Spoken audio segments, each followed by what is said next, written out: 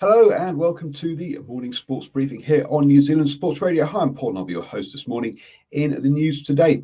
And we'll catch up on the opening game of the NRL round for this weekend. Also, the sides have been named for the Super Rugby Trans-Tasman final between the Blues and the Highlanders. We'll also catch up on the NBA playoffs and the Sal's NBL in basketball. And the US Open has started, as well as motorsport action this weekend. This is your best way to start the day up to speed with all of the important sports news. And in the LPGA, it's the Major LPGA Classic this weekend. And the end of the first round, Lydia Ko is 1 under par. She's had a bit of a tough opening round again, just like last weekend. Unfortunately, she's down in tied 54th place. Currently, the leaders are at 7 under par. There's 4 leaders in that one currently after the first round. The US Open has also started. You can check out our US Open preview that I did with our golf correspondent, Andy Rice, yesterday, and he will be bringing us reports on the morning sports briefing at the end of each round. The opening round is in action at the moment, with Rogers leading the way at 3 under par in that one. Unfortunately, no Kiwis have qualified for the US Open this year. In motorsport this weekend, it's supercars action with the Merlin Darwin Triple Crown. And again, hopefully we'll get Mossy back to give us post-race reviews of those for the morning sports briefing. And there's also the IndyCar this weekend with the Rev Group Grand Prix on Sunday. So lots of motorsport action coming your way this weekend.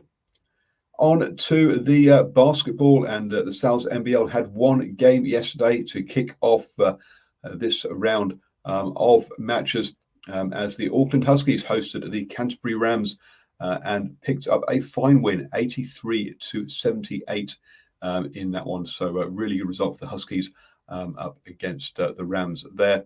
There was also an acknowledgement that there was a scoring error in the game back on the 15th of May between the Manawatu Jets and the Otago Nuggets. In the final quarter, one of the shots for the Jets was marked down as a 2 when it should have been a 3, and it was a tied game at the end. The Nuggets went on to win. It was clear there was an official error in that one. The game will not be replayed, and the result will stand.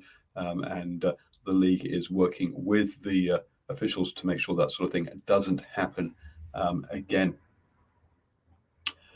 Moving on to the NBA, and we had 2 games yesterday. The Hawks took a 3-2 lead in their series against the 76ers with a 109-106 win, just a 3-point difference there. And the Clippers took a 3-2 game lead over the Jazz with 119-111 in that one. Today, the Nets will be looking to win their series. They lead 3-2 against the Bucks. The Bucks will be trying to keep that one alive in their first 4 series there in that one. All those sides are trying to join the Phoenix Suns in the fight, who are already through to the conference finals after they beat Denver 4-0. Moving on to the rugby, and the Highlanders have named an unchanged side ahead of the Super Rugby Trans-Tasman final tomorrow evening. They do have a couple of injury concerns around Jonah Nariki and Parry Parkinson, who will have to go through late fitness tests, but otherwise they're trying to name an unchanged side. For the Blues, a couple of injury enforced replacements as Tom Robinson is out with from the HIA he received, or the head knock protocols that he received after the last game. So Kiriwani will come in there.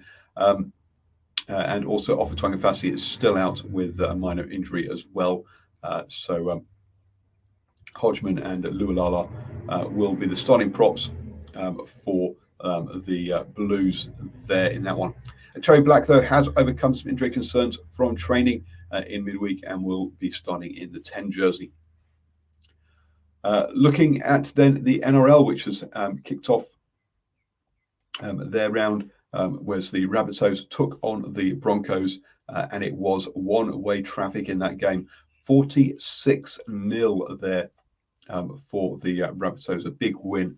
And yes, the Broncos really struggling in that game last night. You have now started the Daily Best Bets with all the important sports news.